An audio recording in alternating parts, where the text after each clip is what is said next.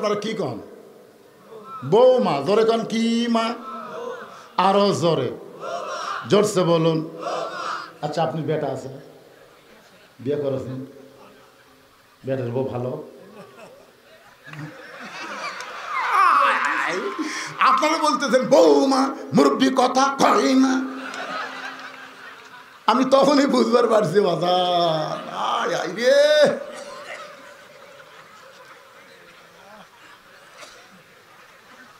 কি কি নিজের চোখে দেখা। আমার শ্বশুরকে আমার বউ শাক তরকারিতে ভাত দেয়।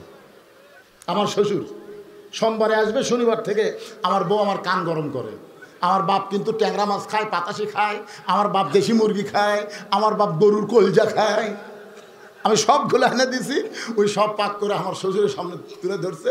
শ্বশুর লিভার চায় না, জোর করে দেয়। শ্বশুর কয় এই জন্যই তো তোর বাড়িতে আমি আসি না, মানুষ এত খাওয়ার পরে। মেয়ে খালি কয় আরে এক টুকরা খান আব্বা। আমার কলজা ভরে গেল।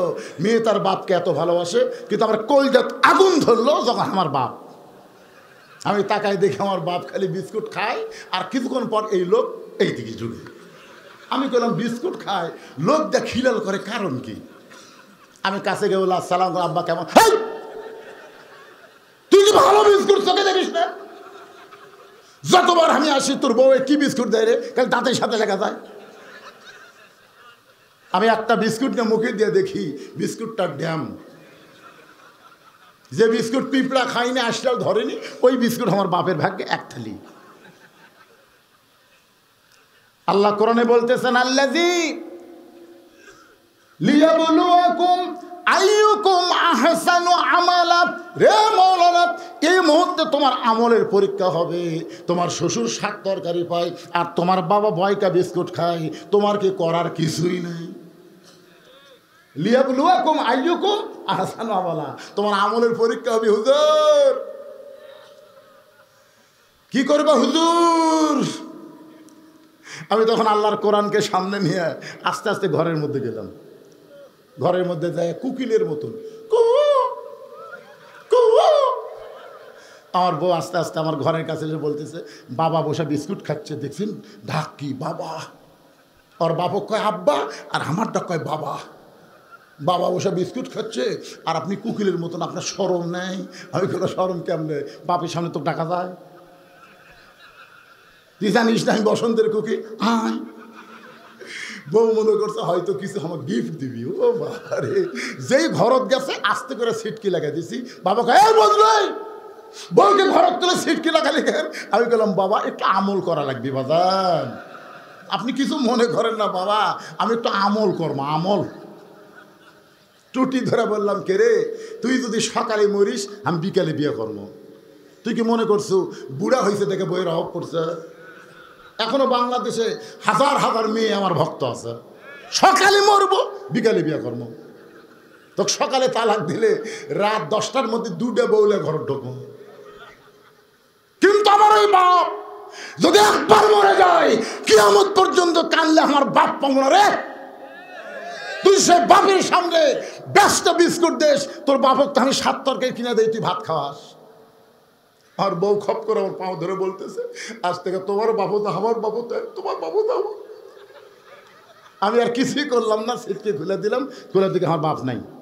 শরম লাগছে, যেটা কি হুজুর রে, বউ ঘরের মধ্যে সিটকি দেয়, হুজুর আসা। আমি বার হয়ে দিকে আব্বা নাই, না থাকুক কাম হচ্ছে কি হয়নি। যতদিন আমার আব্বা জীবিত ছিল বারবার আমাকে বলেছে বাদান ঘরের সিটকি তুলে যে কি আমল করছিস রে, ওই আমল করার পর তোর বউ আমার বৌমা হয়ে গেছে রে, তোর বউ আমার বৌমা। বৌমা যদি বানাবার চান প্রত্যেকটা স্বামীকে তার বউয়ের উপরে এমন আমল করা দরকার আছে। তোর কথা ঠিক কি না? শেষ চান্স। এইবারে যারা জবান বন্ধ রাখবেন, বিশ্বাস করেন মরার 1 দিন আগে আল্লাহ আপনার জবান কেড়ে নিবি। মানে সব ঠিক আছে, জবান নেই। অথচ আল্লাহ রাসূল বলেছেন কোন ব্যক্তি যদি সারা জীবন পাপ করে আর মৃত্যুর সময় কলেমা পড়তে পড়তে যদি মারা যায়, আমি রাসূল ওয়াদা দিলাম আল্লাহ তার জীবনের সব গুনাহ মাফ করে দেয়। তাহলে মরার সময় কলেমার জিকিরকে আমাদের জবানের জারি রাখতে চাই। এই জন্যই শেষ চান্স। গলা খাকারে দেন তো দেখি। আমার নেতা তোমার নেতা, এইবারে হলো। আপনারা পারেন তো দেন না কেন? মানে দুনিয়ার সাধারণ মানুষকে নেতা বানায় স্লোগান দিতে দিতে আমাদের সব শেষ।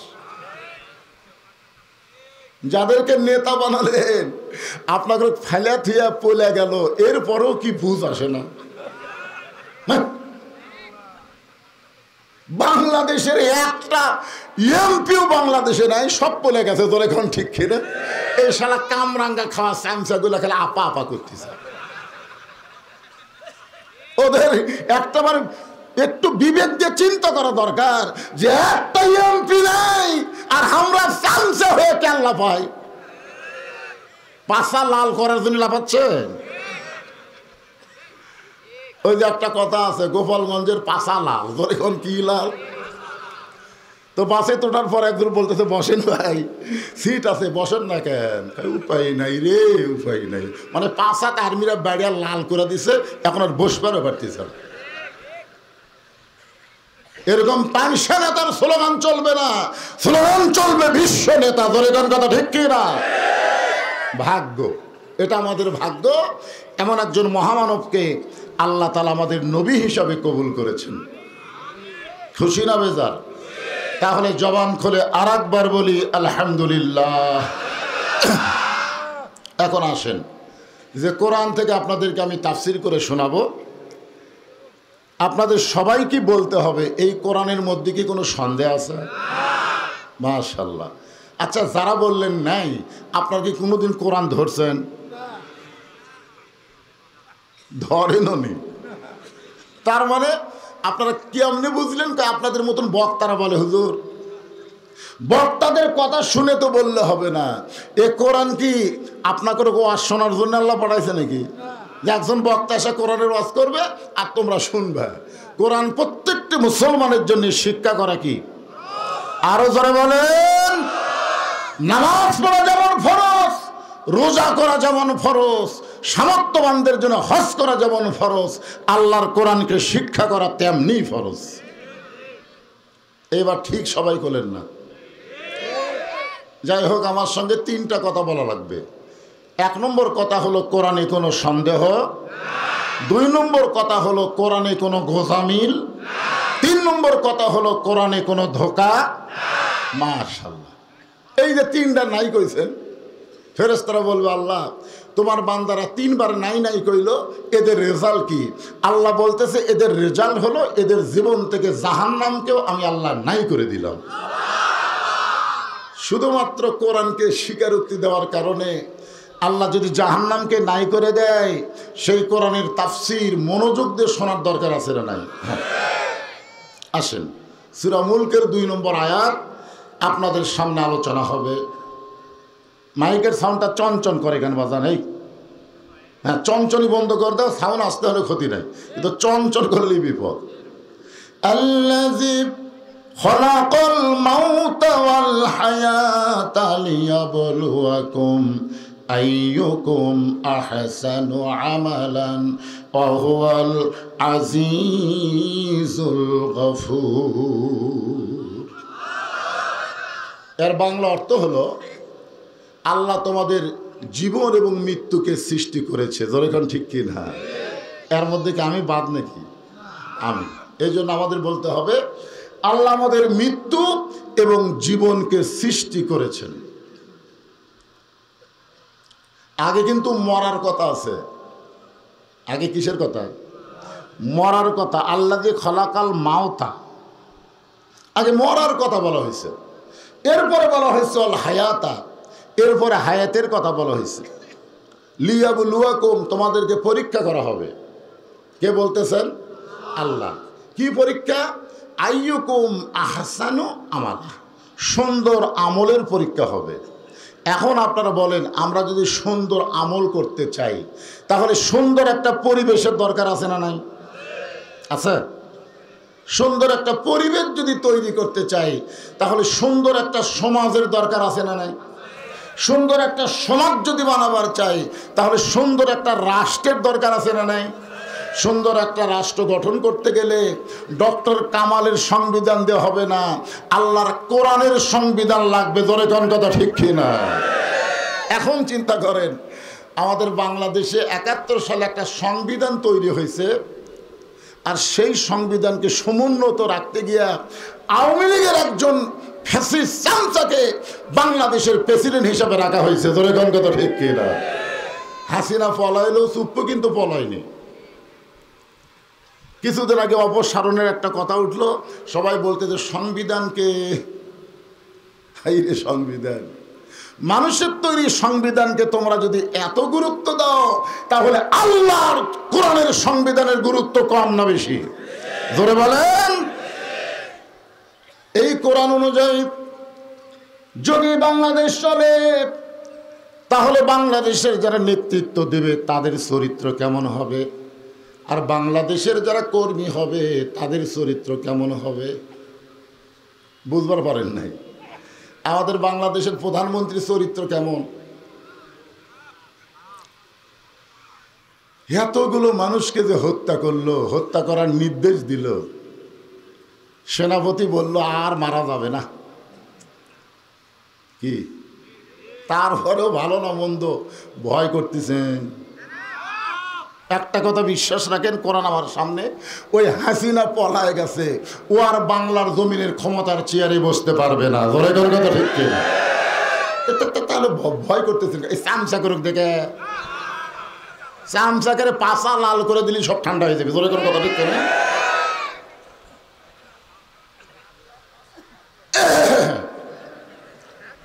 একটু মনোযোগ দিয়ে শুনবেন। আল্লাহর কোরআন দিয়ে যখন বাংলাদেশ চলবে, এই বাংলাদেশের নেতা কেমন হবে? বাংলাদেশের মতন ৯৬টা দেশের খলিফা হলেন হযরত ওমর। আমাদের বাংলাদেশের মতন কয়টা? ৯৬টা দেশের খলিফা হযরত ওমর। জুমার দিনে মসজিদে খুতবা দিচ্ছেন, পবিত্র জুমার দিনে মসজিদে খুতবা দিচ্ছেন। এমন সময় এক মুসল্লি দাঁড়িয়ে বলতেছে, আমিরুল মুমিনিন, আপনার খুতবা শুনবো না। ওমর ফারুক বলতেছে, ভাই আমার খুতবার কি উচ্চারণে ভুল হচ্ছে না আমার সুর শক্তি কম? কি জন্য তুমি আমার খুতবা শুনবা না? বলে, খুতবা না শোনার কারণ হলো আমাদেরকে খাটো পাঞ্জাবি দিয়ে আপনি লম্বা জুব্বা পরে খুতবা দিচ্ছেন। বাইতুল মাল থেকে আমারে খাটো পাঞ্জাবি দিলেন, আর আপনি কি লম্বা একটা জুব্বা পরে খুতবা দিচ্ছেন? যতক্ষণ লম্বা জুব্বার কাহিনী না বলবেন, ততক্ষণ আপনার খুতবা আমরা শুনবো না। বাংলাদেশের মতন কয়টা দেশ চিন্তা করছেন?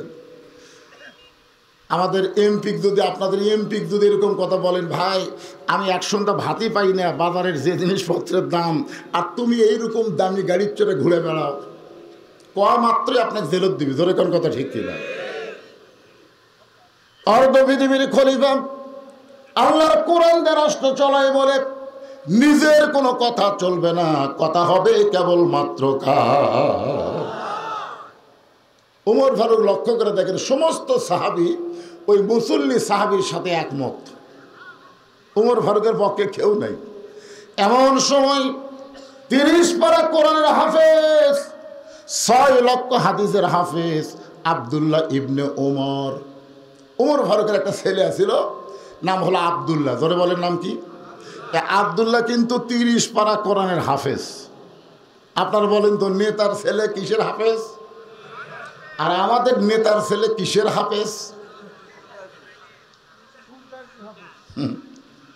জানে আমার বাপ এমপি আছে, যত টাকা মারতেছে খালি মশান। জোরে কোন কথা ঠিক কি না? শুধু ৩০ পারা কোরআনের হাফেজ না, ৬ লক্ষ হাদিসের হাফেজ। ওমর ফারুকের কাছে গিয়ে বলতেছেন, রে নবীর সাহাবীরা, তোমরা খাটো পাঞ্জাবি হলেও তো নতুন কাপড় পরে নামাজ পড়তে আইছো, আমার পরনে তাকায় দেখো, আমার পরনে নতুন কোনো কাপড় নাই। উসমান গনি বলে, আব্দুল্লাহ, সবাই নতুন কাপড় পরে জুমার নামাজ পড়তে আসলো, আর তুমি কেন নতুন কাপড় পরো নাই? আব্দুল্লাহ বলতেছে, আমি যদি নতুন কাপড় পরতাম তাহলে আমার বাবার জুব্বা লম্বা হতো না। আমি যদি নতুন কাপড় পরতাম তাহলে বাবার এই জুব্বা লম্বা হতো না। আব্দুল্লাহ বলে, রে নবীর সাহাবী, তোমরা যেদিন থেকে আমার বাবাকে মদিনার খলিফা বানাইছো সেদিন থেকে তোমরা ঘুমাও, কিন্তু আমার বাবা রাত্রিবেলা ঘুমাই না। ওমর ফারুক গভীর রাত্রে যখন বাড়ির থেকে বের হচ্ছেন, বউ বলে, কে গো, আমার একসঙ্গে ঘুমাবার চাই। ওমর ফারুক বলে, খলিফা হওয়ার আগে বহুদিন একসঙ্গে ঘুমাইছি, কিন্তু যেদিন থেকে দায়িত্ব পেয়েছি আর ঘুমান যাবে না। ফরাতের কোন একটা কুত্তাও যদি না খেয়ে মারা যায়, আল্লাহ ওমর ফারুককে ছাড়বে না। কি ভয়! দায়িত্ব যখন বাংলাদেশের ইসলামী দলদেরকে দেওয়া হচ্ছে, প্রত্যেকটা জেলার আমির ছোট বাচ্চার মতন কাঁদতেছে। জোরে কোন কথা ঠিক কি না? অন্য দলের নেতারা দায়িত্ব পায়, আনন্দ করে, গরু জবাই করে জনগণকে খাওয়ায়, কারণ মারার রাস্তা পাওয়া গেছে। জোরে কোন কথা ঠিক কি না? আর আল্লাহর কোরআনের দল যারা করে, দায়িত্ব দেওয়ার পরে তাদের চোখ দিয়ে দর দর করে পানি পড়ে, কারণ দায়িত্ব একটু কম বেশি করলে আল্লাহর আদালত তাকে ছাড়া হবে না। জোরে কোন কথা ঠিক কি না? আব্দুল্লাহ বলতেছে, রে নবীর সাহাবীরা, তোমরা যখন সবাই ঘুমায় থাকো তখন আমার বাবা চুপি চুপি মদিনার অলি গলি ঘুরতে থাকে, মানুষগুলো কেমনে আছে এটা দেখার জন্যে। গভীর রাত্রে হযরত ওমর দেখে মদিনার মরুভূমিতে তাঁবুর ভিতরে বাচ্চা কাঁদতেছে, বারবার বলতেছে, মা ক্ষুধা লাগছে, তাড়াতাড়ি খাবার দাও। মা বলতেছে, বাবা একটু ধৈর্য ধরো, গোস্ত সিদ্ধ হলেই তোমাদের খাবার দিব। ওমর ফারুক একটু নিকটে গিয়ে চিন্তা করলেন, দুমবার গোস্ত হলে 8 ঘন্টার বেশি লাগবে না, উটের গোস্ত হলে 1 ঘন্টার উপরে লাগবে না। এত গভীর রাত হয়ে গেল, এখন পর্যন্ত গোস্ত সিদ্ধ হয় না। এইটা কেমন মা, এইটা কেমন মা? ওমর ফারুক লোকমা দিয়ে বললেন, মা তোমার অন্তরে কি কোনো দয়া মায়া নাই? তোমার বাচ্চাগুলো ক্ষুধার যাতনায় কাঁদতেছে, আর এখন পর্যন্ত তোমার গোস্ত সিদ্ধ হয় না। মেয়েটা বলে, পথিক, আমার বাড়ি হলো ইয়ামিন দেশে, আমি আইছিলাম খলিফা ওমরের কাছে আমার 2টা এতিম বাচ্চাকে নিয়ে, কিন্তু বিকেলবেলা ওমরের দরবারে এত মানুষের ভিড়, আমি ভিড় ঠেলে একটা মহিলা মানুষ যাবার পারলাম না। আমি মনে করেছিলাম আগামীকাল সকালবেলায় ওমরের দরবারে যাব। রাতের বেলা তাঁবু টাঙ্গায় 2টা বাচ্চা কিনে যখন ঘুমাবার যায়, আমার 2টা বাচ্চা ক্ষুধার জ্বালায় যখন বারবার খাইতে চায়, তখন পাতিলের মধ্যে পাথর আর পানি দিয়ে নিশা আগুন জ্বালায় দিছি। কোনোদিন আমার গোস্ত সিদ্ধ হবে না। আমি তাদেরকে মিথ্যা সান্ত্বনা দেই যেন কোনো এক সময় আমার 2টা ছেলে ঘুমায় যায়। এত তাদের পেটে ক্ষুধা, আজকে ক্ষুধার জ্বালা হয়তো রাত কাটাবার পারবে না। সঙ্গে সঙ্গে ওমর ফারুক বললেন, মা একটু ধৈর্য ধরো মা। এক দৌড়ে গেলেন বাইতুল মালের দরজায়, ডাক দিলেন, আসলাম, বড় একটা খাবার বস্তা আমার মাথায় উঠে দে। আসলাম বলতেছে, আমির আল মুমিনিন, আমি হলাম চাকর, আর আপনি হলেন আমার মনিব, আপনি হলেন অর্ধ পৃথিবীর খলিফা, কোথায় খাবার বস্তা নিয়ে যাওয়া লাগবে হুকুম করেন। ওমর ফারুক বলে, আসলাম রে, একজনের পাপের বোঝা আর একজন মাথায় নেবে না, দে আমার মাথায় উঠে দে। বস্তা যখন মাথায় তুলে দেওয়া হয়, ওমর ফারুক এত জোরে দৌড় মারতেছে, পিছন দিক থেকে আসলাম কান্দের, বলে আমির আল মুমিনিন, মাথায় বোঝায় খাদ্য নিয়ে যদি আপনি পড়ে যান আপনার বড় কষ্ট হবে। ওমর বলে, আসলাম রে, সময় মতো যাবার যদি না পারি তাহলে জাহান্নামের আগুনকে আল্লাহ পুড়ায় ফেলবে। এই উমরকে আল্লাহ জাহান্নামের আগুনে পুড়ায় ফেলবে। এক দৌড়ে বস্তা নিয়ে বললেন, মা তাড়াতাড়ি রুটি তৈরি করো, হালুয়া তৈরি করো। মেয়েটা রুটি হালুয়া যখন তৈরি করে ওমরের হাতে দেয়, ওমর ফারুক 2টা এতিম বাচ্চাকে 2 উরাতের উপরে নিয়ে, أرأيت الذي يكذب بالدين فذلك الذي يدع اليتيم ولا يحض على طعام المسكين। রুটি ছিঁড়ে হালুয়া যখন দুইটা এতিম বাচ্চার মুখে দেয়। দুইটা বাচ্চা ওমর ফারুকের দিকে ফ্যাল ফ্যাল করে তাকায় থাকে। ওমর ফারুক বলে, বাজান রুটি খাও আর আমার মুখের দিকে বারবার কেন তাকাও? দুইটা বাচ্চা বলে, কে গো আপনি? এই গভীর রাত্রে বাবার দরদ দিয়া আমাদেরকে এত উপকার করতেছেন। ওমর ফারুক আল্লাহকে বলে, আল্লাহ এই অধমকে জাহান্নামের আগুন থেকে বাঁচায়া দাও। সঙ্গে সঙ্গে মেয়েটা বলে, পথিক ভালো মানুষের গল্প শুনেছি, কিন্তু তোমার মতন ভালো মানুষ জীবনে কোনোদিন দেখি নাই। তুমি জাহান্নামকে কেন ভয় করতেছ? আল্লাহ ওমরকে মদিনার খলিফা না বানায়া তোমারে যদি মদিনার খলিফা বানাইতো, মদিনা আল্লাহর জান্নাত হয়ে যেত। আব্দুল্লাহ বলতেছে, দুনিয়ার সবাই যখন ঘুম পাড়ে আমার বাবা তখন ঘুমায় না। আমার দরজায় গিয়ে ডাক দেয়, আব্দুল্লাহ আব্দুল্লাহ। আমি দরজা খুলে দেখি বাবার হাতে একটা পাঞ্জাবি। আমি খুবই খুশি হলাম, কারণ আমার বাবা হচ্ছে নেতা। জোরে কারণ আমার বাবা কি, আমি তো বাইতুল মাল থেকে একটা পাইছি, আবার গভীর রাত্রে আর একটা পাঞ্জাবি দিয়ে রাইছে। নেতার বেটা হওয়ার মধ্যে লাভ আছে না নাই? আব্দুল্লাহ বলে, বাবা বাইতুল মাল থেকে একটা পাঞ্জাবি আমার দেওয়া হয়েছে, আর একটা গভীর রাতে দিবে রাইছেন। সঙ্গে সঙ্গে ওমর ফারুক আল্লাহর কোরআন থেকে তেলাওয়াত করলেন, ইন্নাল্লাহা ইয়ামুরুকুম আন তুআদ্দুল আমানাতি ইলা আহলিহা ওয়া ইন হাকামতুম বাইনান নাস আন তাহকুমু বিল আদল। আব্দুল্লাহ একটা পাঞ্জাবি পাইছিস, আর একটা আমি দিবে রাইছি, এই বিবেক তোরে কে দিল? আব্দুল্লাহ বলতেছে, বাবা তাহলে আমার দরজার যে পাঞ্জাবি ধরে আছেন, বলে এই পাঞ্জাবি আমার ভাগে পড়ছে। এখন তুই বল, এই খাটো পাঞ্জাবি গায়ে দিয়ে আগামীকাল খুতবা দেওয়া যাবে? তুই বল। আরে মুসল্লি খাটো পাঞ্জাবি দিলে সমস্যা নাই, কিন্তু ইমামের গায়ে খাটো পাঞ্জাবি হলেই বিপদ আছে। তোর এখন কথা ঠিক কিনা? তা আব্দুল্লাহ বলতেছে, আমার এই পাঞ্জাবি দেখায় লাভ কি? বলে তোরটা আমাকে একটু দান কর। দানের সব জানিস, তোরটা আমার একটু দান কর, তোরটা আর আমারটা মিলে আমি একটু লম্বা জুব্বা বানাবার চাই।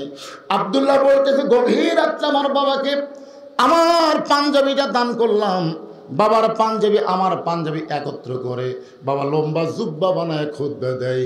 এখন বলো খুতবা শোনা যায় কিনা যায়? সমস্ত সাহাবীরা চিল্লায় বলে, আল্লাহর কোরআন যখন চালু থাকবে মুসলমানের ভাগ্যে এমন নেতা দেখা যাবে। আপনারা বলেন তো কি চালু থাকলে? জোরে বলেন। আমাদের বাংলাদেশে শুধু কোরআনের ওয়াজ আছে, কোরআন চালু নাই, যার কারণে চোর বাটপার লম্পট লুচ্চা। এতে কয়েকদিন আগে একটা আমু ধরা পড়ছে। জোরে কর, কি ধরা পড়ছে? আওয়ামী লীগের আমু নাম শোনেননি? এই রে মমতাজ পাগলি রে, কি ওয়াকাণ্ডাই করছে ভাই। এইরকম বুড়া একটা নেতা, ওই রকম গায়িকা মমতাজ, ভিডিও ভাইরাল হয়ে গেছে। কত বড় শালারা লুচ্চা। এই লুচ্চাগুলো ক্ষমতায় যাবার পারবে না যদি আল্লাহর কোরআন বাংলার জমিনে চালু হয়। ধরে কোন কথা ঠিক কিনা?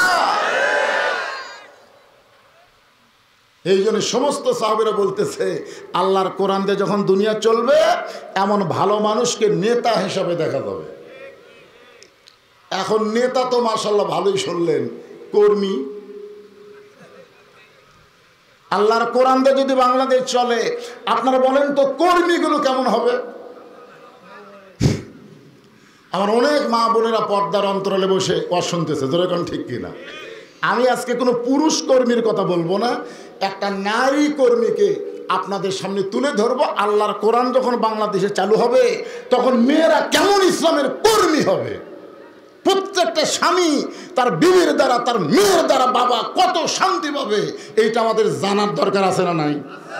আজকে কোরআন চালু নাই দেখে বউগুলা সব হাসিনা হয়ে গেছে। জোরে কোন কথা ঠিক কিনা? একটা মরদের কথা বইয়ের আর শোনে না। আপনি কি মনে করছেন লাঠি দিয়ে খাটে দিয়ে বউরে মারা লাগবে না?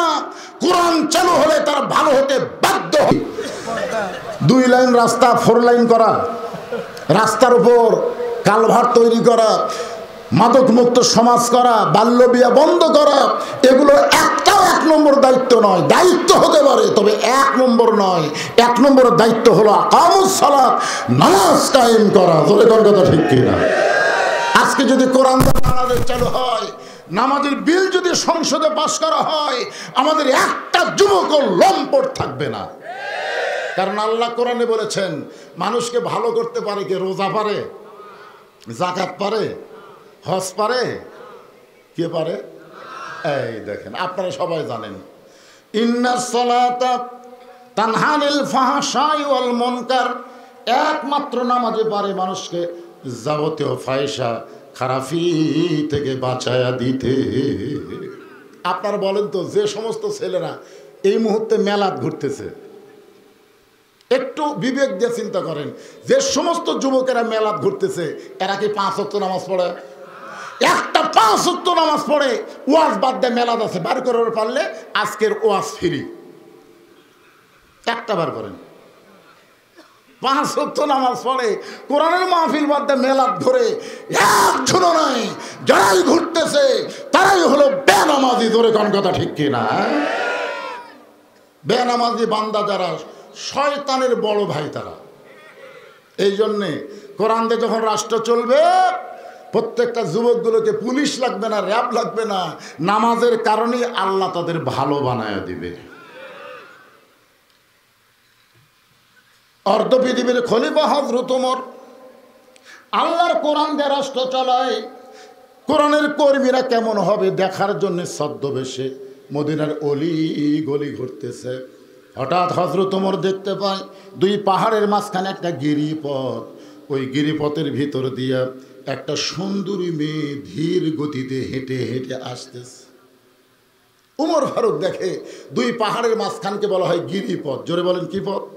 ওই গিরিপথের ভিতরে একটা সুন্দরী মেয়ে ধীর গতিতে হেঁটে হেঁটে আসতেছে। আপনারা হয়তো ভাবতেছেন, হুজুর ওমর ফারুক একটা সুন্দরী মেয়ের দিকে তাকালো কেমনে? কারণ আল্লাহ কোরআনে বলেছেন কুল্লিল মুমিনিনা ইয়াগুদ্দু মিন আবসারিহিম, যারা মুমিন হবে তারা অন্যদিকে নজর দিতে পারবে না, তাদের নজর থাকবে নিচের দিকে। দরকার কথা ঠিক কিনা? আপনারা বলেন তো, ওমর ফারুক কি দেখার জন্য বার হয়নি? দরকার কি জন্যে? দেখার জন্যে। ওমর ফারুক মেয়েটার দিকে তাকায় বললেন, আলহামদুলিল্লাহ, আল্লাহ তোমার দুনিয়ায় এত সুন্দর একটা মেয়ে। মেয়েটার কিন্তু চেহারা দেখে ওমর ফারুক সুন্দরী বলতেছে না। কোরআন দিয়ে যখন বাংলাদেশ চলবে, বেপর্দা নারীরা সুন্দরী হবে না, পর্দানশীল নারীরাই সুন্দরী হবে। জোরে কোন কথা ঠিক কি না? আপনারা হয়তো ভাবতেছেন বাংলাদেশের সবচেয়ে সুন্দরী পরিমণি। পরিমণি কোরআন চালু নাই বলে পরিমণি সুন্দরী। যেদিন আল্লাহর কোরআন চালু হবে, সেদিন মেয়েটা যদি দেখতে কালো হয়, মেয়েটা যদি দেখতে খাটো হয়, আল্লাহর আইন পর্দা মানার কারণে ইসলাম তাদেরকে সুন্দরী বলবে। ধরে কোন ঠিক কি না? এদের আমার ওয়াজ আপনারা শুনেছেন, বেপর্দা নারী যারা, মনে নেই, ভুলে গেছেন, বিশ্ব সুন্দরী যারা, পর্দানিশী নারী যারা, বিশ্ব সুন্দরী তারা। সবাই বলবেন পর্দানিশী নারী যারা। আপনার বুঝতে পারতেছেন, আপনাদের বাড়ির মেয়েরা কি পর্দা থাকে না? পর্দা যখনই থাকবে তখন তাদের চেহারার মধ্যে আল্লাহ এমন একটা নূর দিবে যে নূরের কারণে ঘরের ভিতরে আল্লাহ আলোকিত করে দিবে। জোরে করে সুবহানাল্লাহ। আর যেই বলবো বেপর্দা নারী যারা, আপনার সকলে বলবেন বিশ্ব বেহায়া তারা। বলতে পারবেন বেপর্দা নারী যারা? এই যুবক তোমরা একটু গলা খাঁকারি দাও তো।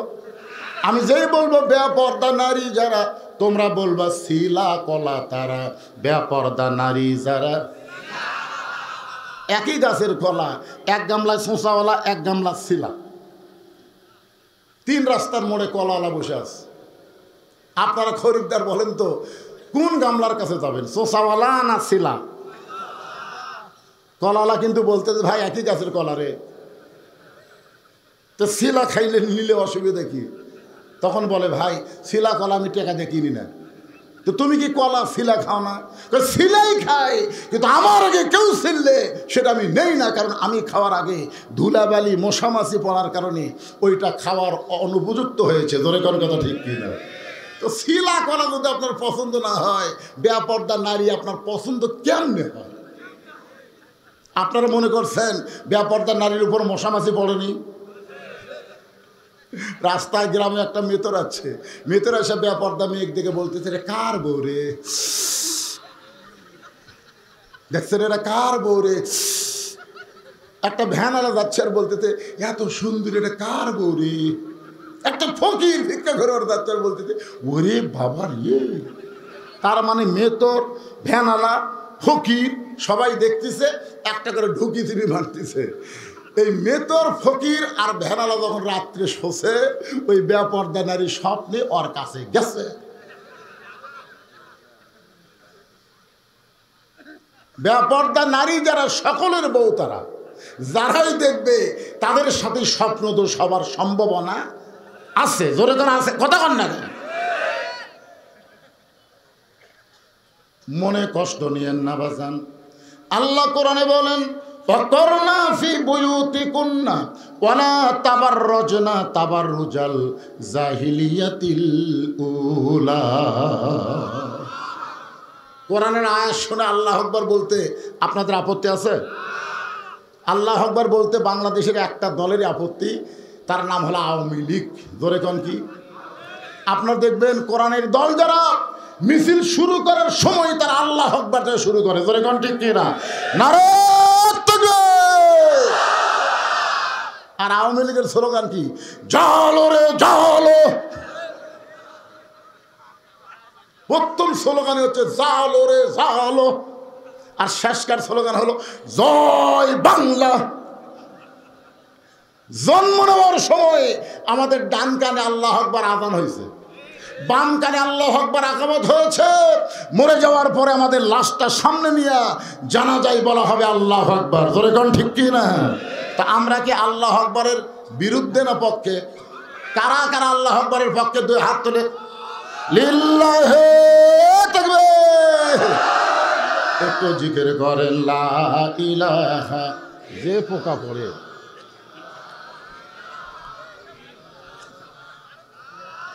লা ইলাহা ইল্লাল্লাহু মুহাম্মাদুর রাসূলুল্লাহ সাল্লাল্লাহু আলাইহি ওয়াসাল্লাম।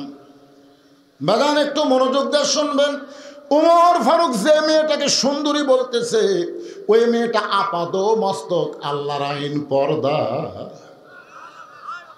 মেয়েটার নিকটে গিয়ে বলতেছেন, মা এই নির্জন পথে তুমি একা একা চলতেছ, তোমার সামনেও কোনো মানুষ নাই, পিছনেও কোনো মানুষ নাই, তোমার অন্তরে কি ভয় ডর লাগতেছে না? মেয়েটা বলে, পথিক তুমি কি হযরত উমরকে চেনো? সুবহানাল্লাহ। মেয়েটা কাকে বলতেছে? হযরত উমরকে লক্ষ্য করে বলে, পথিক তুমি কি হযরত উমরকে চেনো?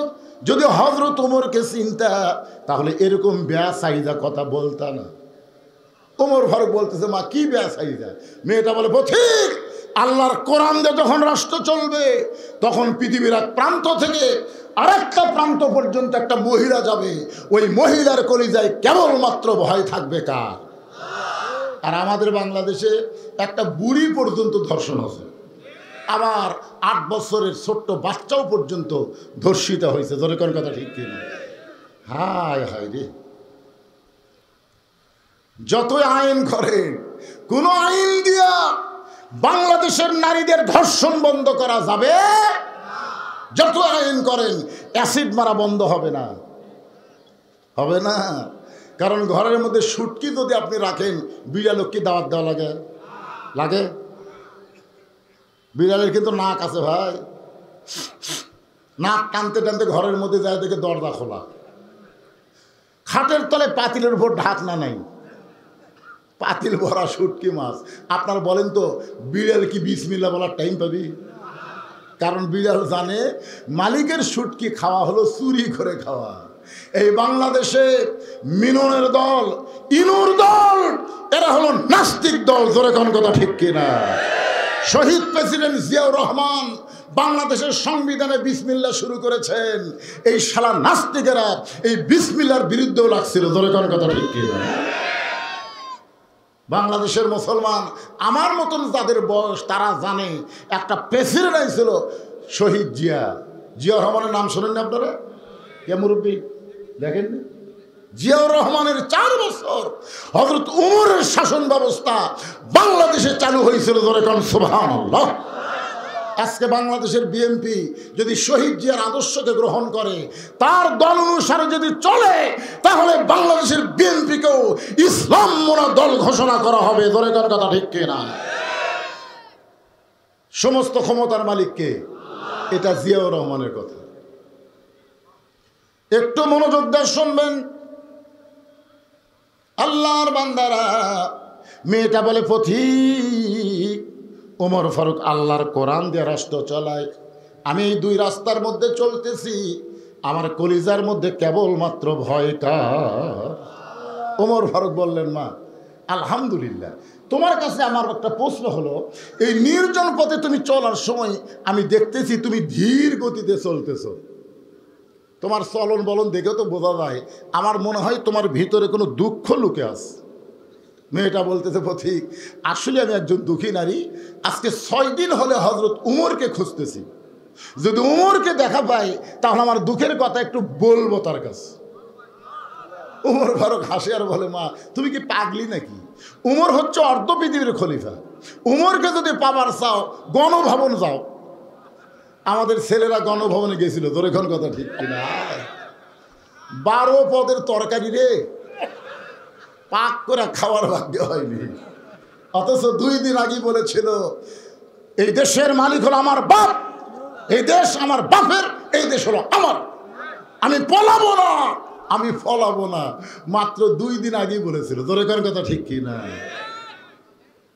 তুইজ্জু মান তাশা তুযিল্লু মান তাশা বিয়াদিকাল খায়র ইন্নাকা আলা কুল্লি শাইইন কাদির। সমস্ত ক্ষমতার মালিক কে? আরো জোরে বলেন, মালিক কে? একটু মনোযোগ দিয়ে শুনবেন। ওমর ফারুক বললেন, মা তুমি যদি উমরকে পাবার চাও তাহলে বঙ্গভবনে যাও, সংসদ ভবনে যাও, এই 2 পাহাড়ের মাঝখানে উমরকে খুঁজতেছো, উমর কি উট দুম্বা নাকি? মেয়েটা বলে, পথিক আল্লাহর কোরআনটা যখন রাষ্ট্র চলবে তখন নেতা খোঁজা লাগবে না, নেতারাই দুঃখী মানুষকে খুঁজে বেড়াবে। আমি 6 দিন হলে খুঁজতেছি, আমার ঈমান বলতেছে আর 1-8 দিনের ভিতরেই উমরকে পাওয়া যাবে। যদি আর 1 দিনের মধ্যে উমরকে না পাই তাহলে আমি আসল জায়গার বিচার দেব।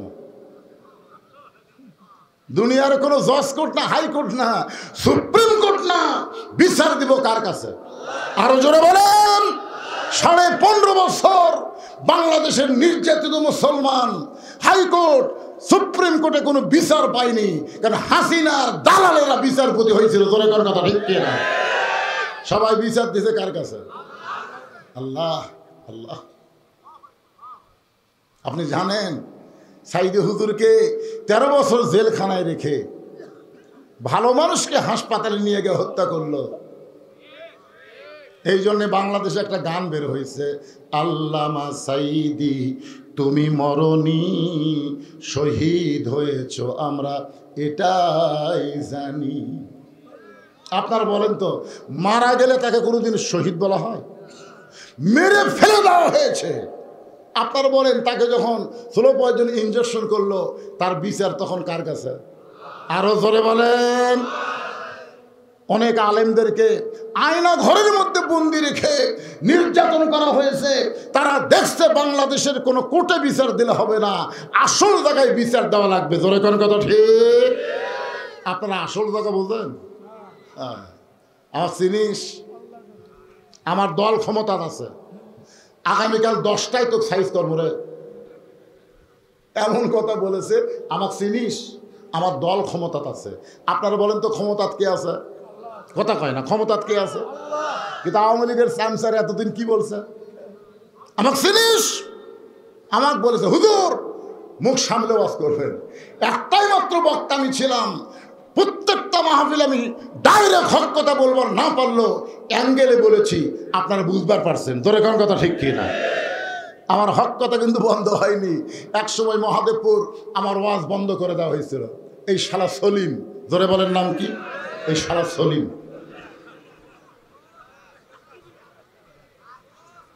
আমার ওয়াজ বন্ধ করে দিল।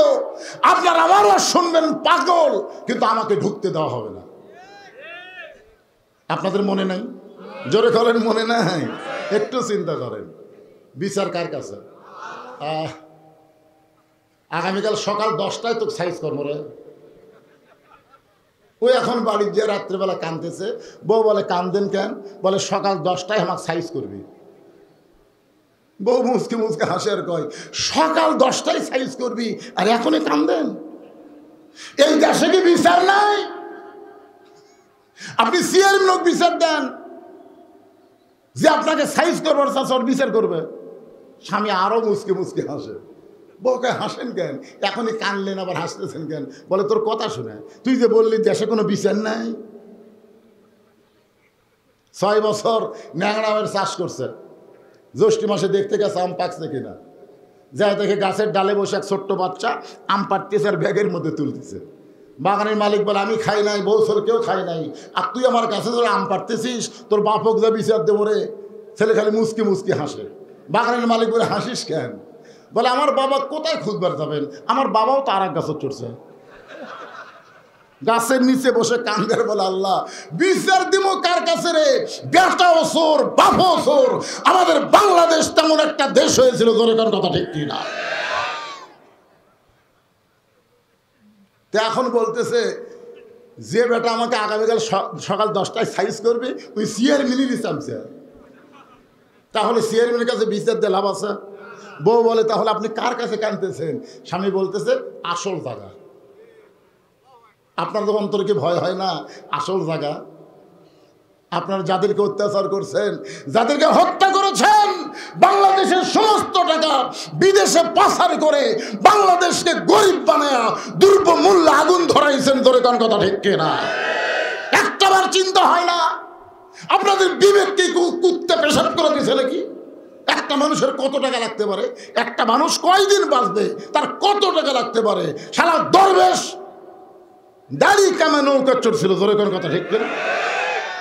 দাড়ি টুপি খুলে দাড়ি কামে নৌকা লুঙ্গি পরে উঠছে।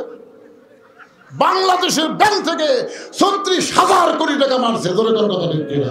আপনার বলেন কেউ যদি সারা জীবন খালি টেকায় খায় আর পানি খায়, টেকায় খায় আর পানি খায়, ওই মরা বলতে 36,000 কোটি টাকা খাওয়ার পারবে? কি জালেম ভাই রে! আমাদের মনে হয় এই শালাকের বিবেকে কুত্তে পেশাব করছে। ধরে কোন কথা ঠিক কিনা? এটা মানুষের বিবেক না, শয়তানের বিবেকের চাইতে ভালো আছে। একটু মনোযোগ দিয়ে শুনবেন। বউ বলতেছে তাহলে বিচার দিলেন কার কাছে? স্বামী বলতেছে যার কেউ নাই তারা আল্লাহ আছে। বর্তমান স্বৈরাচারী সময় আসল জায়গায় বিচার দেখি আল্লাহ কি করে। কি কন? দেখার দরকার আছে না নাই? আপনারা কি দেখবার পাননি? যখন পান নাই, কি দেখলেন? 5 আগস্টে দুপুর 12টা পর্যন্ত আমরা দেখছি ঢাকার কোনো মানুষ নাই, কারফিউ চলতেছে দুপুর 12টা পর্যন্ত। এই শালা পলক মোবাইল নেটওয়ার্ক কাটে নিল, ভিপিএন দিয়ে আমরা দেখা শুরু করলাম। দেখা যায় না, দেখা যায় না। একটার সময় ঢাকার কোনো মানুষ নাই, শুনছো না। আমার মনে হলো হাসিনা যদি এইবার জিতে যায়, আগামীকাল থেকে আমার ওয়াজ বন্ধ হয়ে যাবে। জোরে কোন কথা ঠিক কিনা? আমি জায়নামাজে বসলাম, কোরআন শরীফ তেলাওয়াত শুরু করলাম, সূরা মুলুক কয়েকবার পড়ে আবার মোবাইল চালু করে দেখি ভাই যেদিকে তাকাই সেই দিকে মানুষ। 1 ঘন্টার মধ্যে গোটা ঢাকা ভরে গেল। আমি তখন সূরা ফিল তেলাওয়াত করলাম, তায়রান আবাবিল তারমিহিম বিহিজারাতিন মিন সিজিল ফাজআলাহুম কাসফিম মাকুল। জোরে বলেন আল্লাহু আকবার। যাদের হাতে কোনো অস্ত্র নাই, সমস্ত অস্ত্র আর্মি পুলিশের হাতে। জোরে কোন কথা ঠিক কিনা? বিনা অস্ত্রে হাসিনাকে বলল 45 মিনিট টাইম। 45 মিনিটের মধ্যে যদি পলাবার পারেন পলান, না পারলে কিন্তু চাপিয়ে খাবি। জোরে কোন কি করে খাবি? আল্লাহ বলেছেন ধৈর্য ধরো, আলা নাবলুওয়ান্নাকুম বিশাইইম মিনাল খাউফি ওয়াল জুই ওয়া নাকসিম মিনাল আমওয়ালি ওয়াল আনফুসি ওয়াস সামারাতি ওয়া বাশশিরিস সাবিরিন।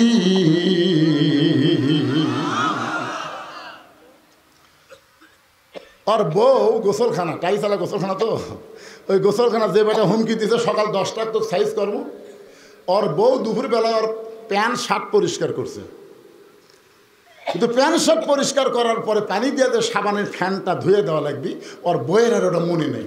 যারা সবসময় স্টার জলসা জি বাংলা দেখে এদের অনেক কিছুই মনে থাকে না, জোরে কোন কথা ঠিক কিনা? তো ওটা তো সাবানের ফ্যানটা শুকা উঠে যা হয়ে আছে, ওই রাত 9টার সময় যাই হুমকি দিছে আগামীকাল সকাল 10টার তো সাইজ কর্ম। ওই রাত 9টার সময় পঞ্চের স্যান্ডেল পাঁচ দিয়ে পেশাব করার গেছে, স্যান্ডেলের তলা সমান, ধরে কোন কি সমান, তলা সমান স্যান্ডেল দিয়ে পেশাব করার গেছে। ওর বউ যেটি লিয়াল পাকুরা থোঁকে জানে, তাই যেই লিয়াল করবো 2 পাও দিতে ভাই একবারে কোনো ব্রেক নাই, 2 পাও সামনের দিকে গেছে, ঠাস করে পড়ে ও মারে বাবারে।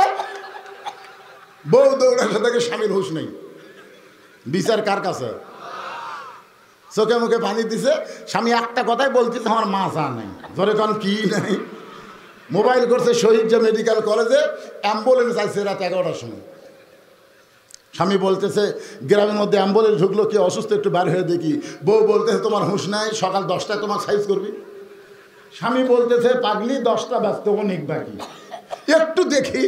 তাকায় দেখে যে বেটা হুমকি মারছে ওরই বাড়ির দরজাতে অ্যাম্বুলেন্স। ওই আস্তে আস্তে গুটি গুটি পা করে আসে দেখে ভাই তক্তা বোঝেন না, শান করে ঢুকেছে। ওই জানলার যা বলে ভাই খবর কি রে, সকাল 10টা বাজতে অনেক বাকি, এখনো 41 সাল অনেক বাকি। এ দেখ মাথা ভাঙ্গা, 2 জন ধরে টেজর তুলে দেয়, উত্তর পারে না, 1 লাখ টেজের মাইক পায় ভাই খেলা হবে, খেলা হবে।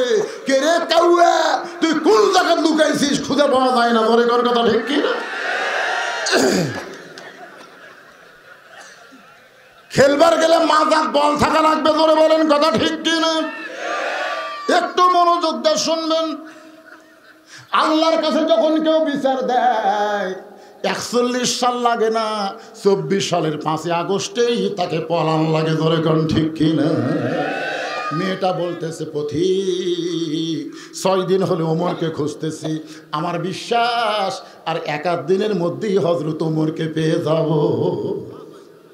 যদি না পাই তাহলে কথা হয় না। সঙ্গে সঙ্গে ওমর ফারুক বললেন মা আসল জায়গার বিচার দেওয়া লাগবে না, আমি হলাম হযরত ওমর। মেয়েটা বলতেছে আপনি যদি হযরত ওমর হন তাহলে আপনার চামচা একা একা ঘুরতেছেন চোরের মতন, আপনার কি চামচা নেই?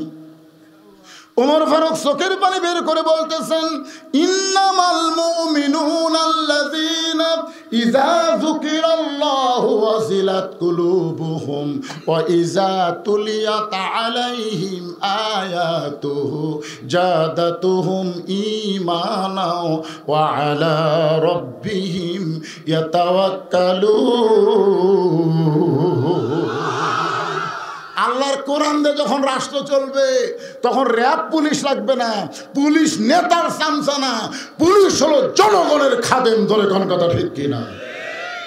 আমাদের টাকায় শালা পুলিশেরা বেতন নিছে আর আমাদের ছেলেদের বুকে গুলি করছে, ধরে কথা বলেন, কথা বলেন। আর বজ্রশীত কোনো পুলিশকে ডরায় না। আয় আয় কোরআনের মাহফিল বন্ধ করবার, আয় তো দেখি কত বড় মরদ হচ্ছিস। আগে অ্যাঙ্গেলে বলতাম, আর কোনো অ্যাঙ্গেল চলবি না, ডাইরেক্ট মার হবি, ধরে কোন কথা ঠিক কিনা? আমাদের টাকাতে বেতন নেই আর আমাদের কলিজার টুকরা সন্তানের বুকে এরা গুলি মারছে, ধরে কোন কথা ঠিক কিনা? কি মনে করতেছে? ওমর ফারুক বললেন মা মারে আল্লাহর কোরআন দিয়ে যখন রাষ্ট্র চলে তখন চামচা লাগে না মা, র্যাব লাগে না, বডিগার্ড লাগে না, স্বয়ং আল্লাহ তাআলা ও আলা রাব্বিহিম ইয়াতাওয়াক্কালুন, কেবলমাত্র তারা ভরসা করে কার উপর? এখন তোমার কাছে আমি জানতে চাই এই পিছনে ওটাকার কি কিসের জটলা হচ্ছে ওর পিছনে? যদি কারো মন বসবার না চায় আপনি সাইড মারেন, সাইড মারেন। ও শুনবেন না, ওটা ঘুরবেন কেন? শুধুমাত্র মাহফিলের ভলেন্টিয়ার ছাড়া কেউ দাঁড়ায় থাকবেন। ভালো না লাগলে চলে যান। আল্লাহ কোরআনে বলেছেন ওয়াকাল্লাযীনা কাফারু লা তাসমাউ লিহাযাল কুরআন, কাফেরের বাচ্চা যারা, তাদের কাছে আল্লাহর কোরআনের হক কথা ভালো লাগবে না। জোরে কোন কথা ঠিক কিনা? হ্যাঁ, অযথা ঘুরবেন কেন? মন চাইলে বসেন, না বসলে চলে যাবেন। জড়ো হওয়া চলবে না, কোনো জায়গায় দুইজন তিনজন খাড়া হবেন এ চলবে না। একটু জিকির করেন লা ইলাহা ইল্লাল্লাহ।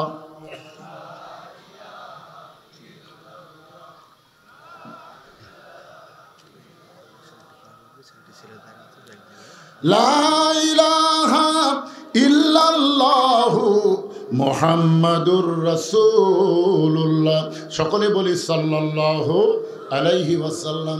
ওমর ফারুক বলে, মা 6 দিন হলে তুমি আমাকে খুঁজতেছ, কি দুঃখ তোমার মনে?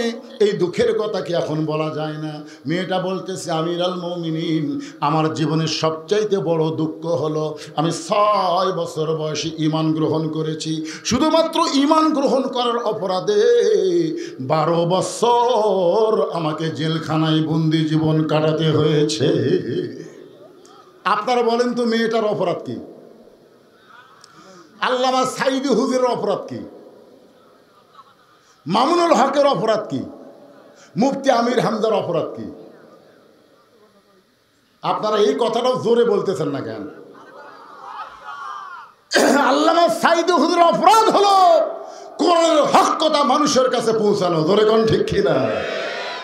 আপনার বলেন তো ইমামে আজম আবু হানিফা রহমতুল্লাহ আলাইহি কোন জায়গায় মৃত্যুবরণ করছে? কয় না। ইমামে আজম আবু হানিফার জীবনে পড়ে দেখবেন, ওনার জীবনও যা, আল্লামা সাইদি হুজুরের জীবনও তাই, একেবারে ঘাটে ঘাটে মিলে গেছে। সেই সময়ের বাদশা ছিল আবুল মনসুর, বাগদাদের খলিফা আবুল মনসুর আবু হানিফা রহমতুল্লাহ আলাইহিকে রাজ দরবারে ডাক দিলেন।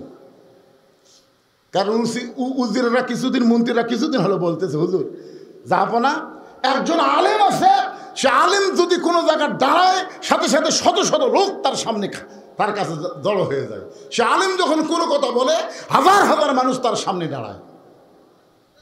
আবুল মনসুর বললেন, জনগণকে আলেমকে বেশি ভালোবাসে না আমাকে বেশি ভালোবাসে? তখন মন্ত্রীরা বলল, আপনাকে মানুষ ভালোবাসে ভয়ে, আর আলেমকে ভালোবাসে অন্তর থেকে। আবুল মনসুর চিন্তা করলো, এই মৌলবিক বাড়া তুলে যে কোনো মুহূর্তে কোরআনের পক্ষে আন্দোলন করতে পারে। জোরে খান কথা ঠিক কিনা? তাকে রাজ দরবারে দাওয়াত দিলেন। আবু হানিফা যখন রাজ দরবারে গেলেন, আবুল মনসুর বললেন, হুজুর আপনি অযথা বাহিরে ঘোরাঘুরি করে কি করবেন? আপনাকে রাজ দরবারে একটা চাকরি দিব। সেই চাকরিটা হলো কাজিউল কুজ্জাত, সবচাইতে বড় বিচারক, প্রধান বিচারপতি। আবু হানিফা বললেন, বিচারপতির আসনে যখন আমি বসবো তখন কিন্তু আমি মনে করব আমি বিচারক না, বিচারক হলো আল্লাহ। আমি আল্লাহর আইন অনুযায়ী বিচার করবার চাই। আপনি কি চাবেন যে আমি বিচারপতির আসনে বসে আল্লাহর আইন অনুযায়ী বিচার করি? আবুল মনসুর বলে, না, আল্লাহর আইন চলবে না, আমার আইন অনুসারে বিচার করা লাগবে। আবু হানিফা বললেন, মানুষের তৈরি আইন দিয়ে বিচার করব আর মরার পরে জাহান্নামে যাব, এটা চলবে না। শুধুমাত্র চলবে না বলার কারণেই তাকে জেলে বন্ধ করলো। আল্লামা সাইদি হুজুরকে ধর্মমন্ত্রীর পদ দেবার চাইছিল। জোরে কোন কথা ঠিক কিনা?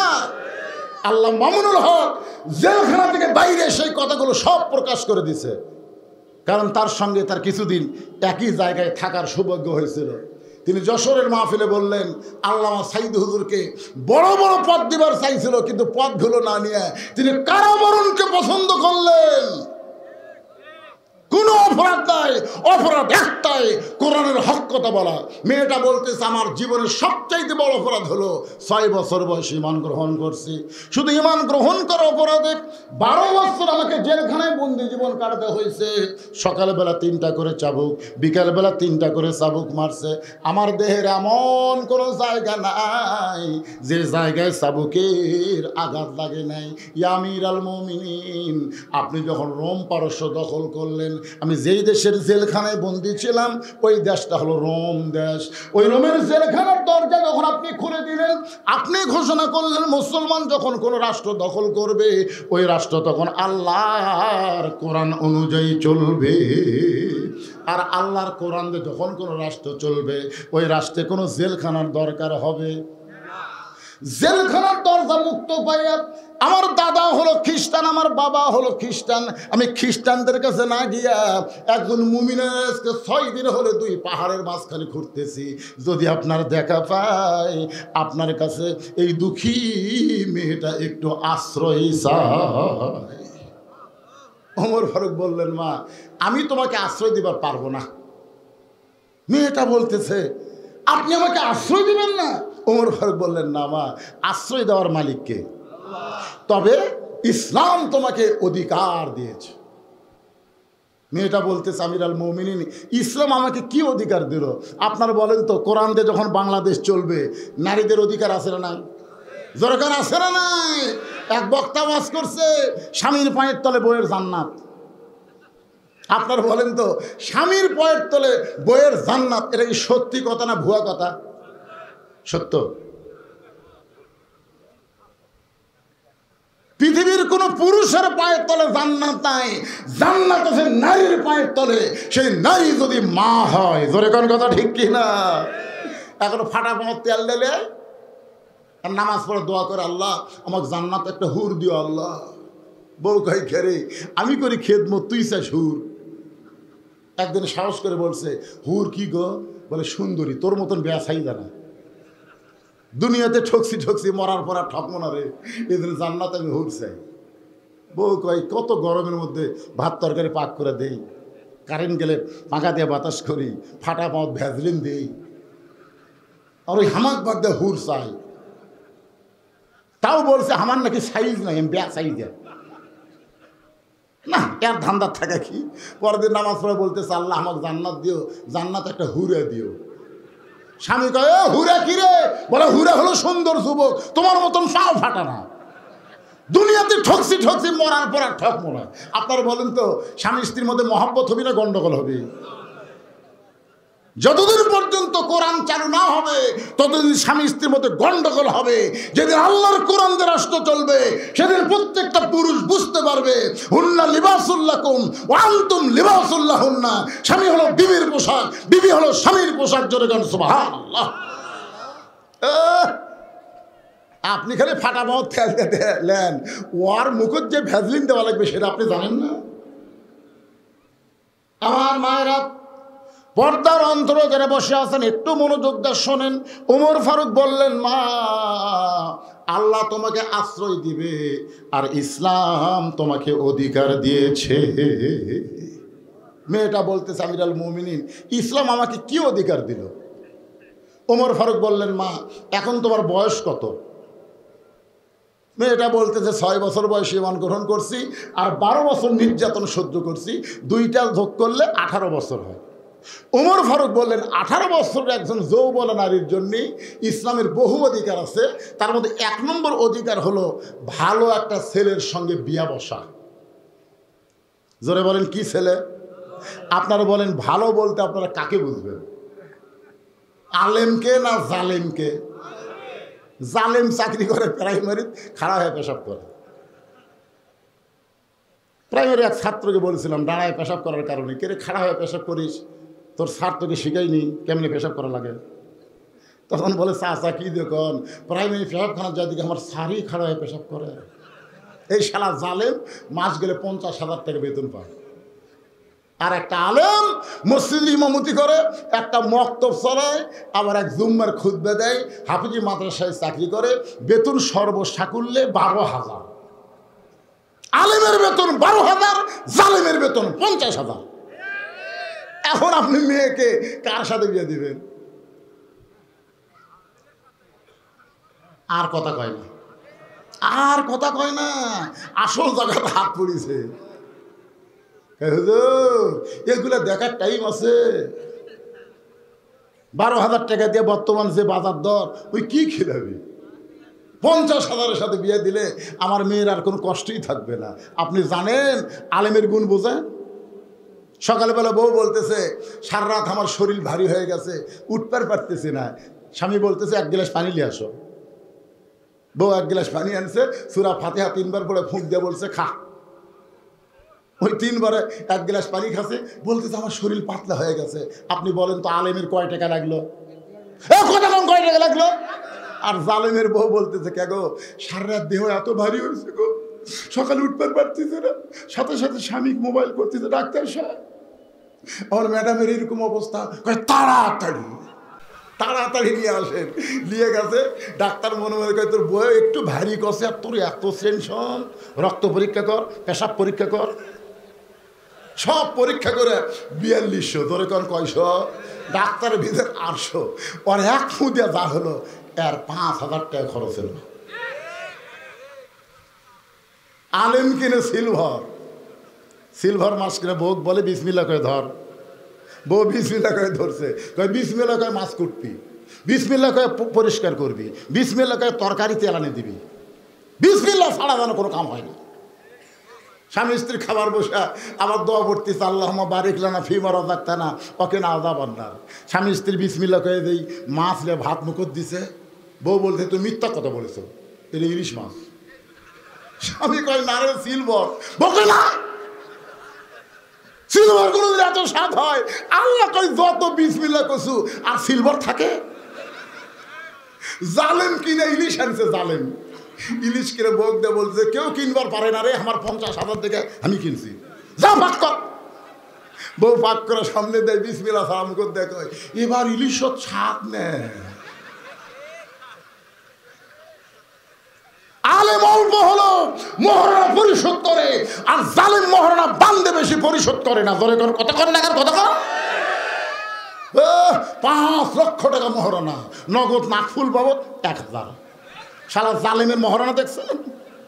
আর আলেম বলতেছে ভাই যা দিবার পারবো তাই।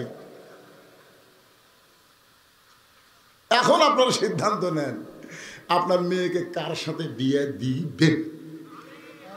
যাকে খুশি দেন, পরে বুঝবেন ঠেলা গাক করে। ওমর ফারুক বললেন মা 18 বছরের একজন যৌবন নারীর জন্য 1 নম্বর অধিকার হলো ভালো একটা ছেলের সঙ্গে বিয়ে বসা। কিন্তু তুমি এই মুহূর্তে ভালো ছেলে কোথায় পাইবা? তোমার তো কোনো অভিভাবক নাই। আমি ওমর তোমার অভিভাবক হইয়া একটা ভালো ছেলের খবর দেই, দেখো তো ছেলেটা তোমার পছন্দ হয় কিনা। মেয়েটা বলতেছে আমির আল মুমিনিন, তাহলে আপনি বলেন ভালো ছেলেটার নাম কি? ওমর ফারুক বললেন ছেলেটার নাম হলো আব্দুল্লাহ। 6 লক্ষ হাদিসের হাফেজ, 30 পারা কোরআনের হাফেজ। ছেলেটার বয়স হলো 22 বছর, লম্বা হলো 6 ফুট 2 ইঞ্চি, গায়ের রং ফর্সা, চাঁদের মতন চেহারা। ছেলেটার বাবার নাম হলো উমর। মারে 6 বছর বয়সে ইমান গ্রহণ করে, 12 বছর নির্যাতনের মধ্যেও যে ইমান হরণ হয়নি, ইমানকে ত্যাগ করে নাই, এমন একটা মেয়েকে যদি আমার বৌমা বানাবার পারতাম আমার জীবন ধন্য হয়ে যেত। ধরে কারণ সুবহানাল্লাহ। এখন আপনার বেটাকে কেমন বিয়ে করাবেন? কি আমার ছেলের বউ মাস্টারি করে, তুই বুড়ে একদিন খোঁজলা দেখতো খালি মাস্টারি করে না অন্য স্যারের সাথে ওভার ডিউটি মারে, খোঁজলা দেখ। মনে কষ্ট নিচ্ছেন? ইল্লা ব্যতিক্রম আছে, ব্যতিক্রম আছে, কিন্তু অধিকাংশই ওভার ডিউটি করতেছে। একটু মনোযোগ দিয়ে শুনবেন। ওমর ফারুক বললেন মা তোমার মতন একজন মেয়ে যদি আমার বৌমা হতো তাহলে আমার বাড়িটা রোশনাই হতো। ছেলের বউকে আপনারা কি কন? বৌমা। জোরে কন কি মা? আরো জোরে, জোরসে বলুন। আচ্ছা আপনি বেটা আছে, বিয়ে করেছেন, বেটার বউ ভালো? আপনারা বলতেছেন বৌমা মুরব্বী কথা কয় না। আমি তখনই বুঝবার পারছি বাজার রে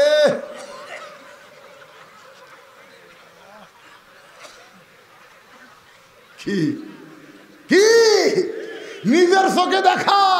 আমার শ্বশুরকে আমার বউ 7 তরকারিতে ভাত দেয়। আমার শ্বশুর সোমবারে আসবে, শনিবার থেকে আমার বউ আমার কান গরম করে। আমার বাপ কিন্তু ট্যাংরা মাছ খায়, পাতাশি খায়, আমার বাপ দেশি মুরগি খায়, আমার বাপ গরুর কলজা খায়। আমি সবগুলো এনে দিছি, ওই সব পাক করে আমার শ্বশুরের সামনে তুলে ধরছে। শ্বশুর লিভার চায় না, জোর করে দেয়। শ্বশুর কয় এই জন্যই তো তোর বাড়ি থামে আসি না, মানুষ এত খাওয়ার পরে। মেয়ে খালি কয় আরে এক টুকরা খান আব্বা। আমার কলজা ভরে গেল। মেয়ে তার বাপকে এত ভালোবাসে, কিন্তু আমার কলজা আগুন ধরলো যখন আমার বাপ। আমি তাকাই দেখি আমার বাপ খালি বিস্কুট খায়, আর কিছুক্ষণ পর এই লোক এইদিকে ঝুঁকে। আমি বললাম বিস্কুট খায়, লোক দেখ খিলাল করে, কারণ কি? আমি কাছে গিয়ে বললাম সালাম করে, আব্বা কেমন? তুই কি ভালো বিস্কুট চোখে দেখিস না? যতবার আমি আসি তোর বউ কি বিস্কুট দেয় রে, কাল দাঁতের সাথে লেখা যায়। আমি একটা বিস্কুট নিয়ে মুখে দিয়ে দেখি বিস্কুটটার ড্যাম। যে বিস্কুট পিঁপড়া খাইনি, আসলেও ধরেনি, ওই বিস্কুট আমার বাপের ভাগ্যে এক থালি। আল্লাহ কোরআনে বলতেছেন আল্লাযী লিয়াবলুয়াকুম আইয়ুকুম আহসানু আমালা। রে মাওলানা, এই মুহূর্তে তোমার আমলের পরীক্ষা হবে। তোমার শ্বশুর 7 তরকারি পায় আর তোমার বাবা বয়কা বিস্কুট খায়, তোমার কি করার কিছুই নাই। লিয়াবলুয়াকুম আইয়ুকুম আহসানু আমালা, তোমার আমলের পরীক্ষা হবে। হুজুর কি করবা হুজুর? আমি তখন আল্লাহর কোরআনকে সামনে নিয়ে আস্তে আস্তে ঘরের মধ্যে গেলাম। ঘরের মধ্যে যায় কুকিলের মতন আমার বউ আস্তে আস্তে আমার ঘরের কাছে এসে বলতেছে, বাবা বসে বিস্কুট খাচ্ছে, দেখছেন ডাক কি বাবা। ওর বাবা কয় আব্বা, আর আমার ডাক কয় বাবা। বাবা বসে বিস্কুট খাচ্ছে আর আপনি কুকিলের মতন, আপনার শরম নেই? আমি কোনো শরম কেমনে? বাপের সামনে তো ডাকা যায়? তুই জানিস না আমি বসন্তের কুকি? আয়। বউ মনে করছে হয়তো কিছু আমাকে গিফট দিবি। ও বাবারে, যেই ঘরত গেছে আস্তে করে সিটকি লাগাই দিছি।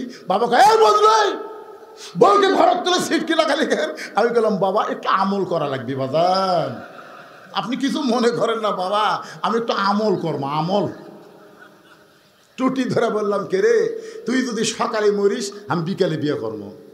তুই কি মনে করছো বুড়া হয়েছে দেখে বইয়ের অভাব করছে? এখনো বাংলাদেশে হাজার হাজার মেয়ে আমার ভক্ত আছে, সকালে মরবো বিকালে বিয়ে করবো। তো সকালে তালাক দিলে রাত 10টার মধ্যে 2টা বউলে ঘর ঢুকবো। কিন্তু আমার ওই বাপ যদি একবার মরে যায়, কিয়ামত পর্যন্ত কানলে আমার বাপ পাবো না রে। তুই সে বাপের সামনে ব্যস্ত বিস্কুট দেশ, তোর বাপকে আমি 7 তরকারি কিনে দেই, তুই ভাত খাওয়াস। আর বউ খপ করে আমার পাও ধরে বলতেছে, আজ থেকে তোমার বাবু তো আমার বাবু, তো তোমার বাবু তো আমার। আমি আর কিছুই করলাম না, সিটকে খুলে দিলাম। খুলে দিকে আমার বাপ নাই। শরম লাগছে, যেটা কি হুজুর রে, বউ ঘরের মধ্যে সিটকি দেয়, হুজুর আসা। আমি বার হয়ে দেখি আব্বা নাই। না থাকুক, কাম হচ্ছে কি হয়নি। যতদিন আমার আব্বা জীবিত ছিল বারবার আমাকে বলেছে, বাদান ঘরের সিটকি তুলে যে কি আমল করছিস রে, ওই আমল করার পর তোর বউ আমার বৌমা হয়ে গেছে রে। তোর বউ আমার বৌমা। বৌমা যদি বানাবার চান, প্রত্যেকটা স্বামীকে তার বউয়ের উপরে আমার আমল করা দরকার আছে। ধরে করে কথা ঠিক কি না? বৌমা ঘিরে হাসেন কে বাদান? প্রত্যেকটা ঘরের মধ্যে দেখবেন এমন বৌমা তৈরি হচ্ছে, ওর বাপের বাড়ি সব পছন্দ করে, স্বামীর বাড়ির কাউরে পছন্দ করে না। দেখবেন ওর গ্রামের যদি একটা ফকির আসে, বউ কবি এটা আমার চাচা হয়। আর শ্বশুরের ভাই যদি ডাকে, আপনাকে তো আমি চিনি না। ওই তো চাচা শ্বশুরকে চিনিস না, তুই ফকিরও চাচা বানাস। আমার মায়েরা যারা পর্দার অন্তর আছেন শোনেন, ওমর ফারুক বললেন, মা আমি তোমাকে বৌমা বানায়া আমার বাড়িতেই তোমাকে অধিকার দিবার চাই। সঙ্গে সঙ্গে মেয়েটা ফোফায় ফোফায় কাঁদতেছে। ওমর ফারুক বললেন, মা আমার আব্দুল্লাহ কি তোমার পছন্দ হয় না? তুমি এমন করে কেন কাঁদতেছো? মেয়েটা বলতেছে, আমিরুল মুমিনিন, আপনি কিন্তু বলেছেন ভালো একটা ছেলের সঙ্গে বিয়ে বসার আমার অধিকার আছে।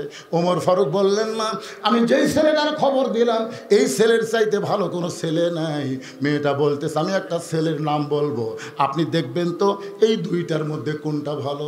ওমর ফারুক চমকে উঠছে, কি রে, আমার আব্দুল্লাহর চাইতে ভালো ছেলে দুনিয়াতে কে আছে?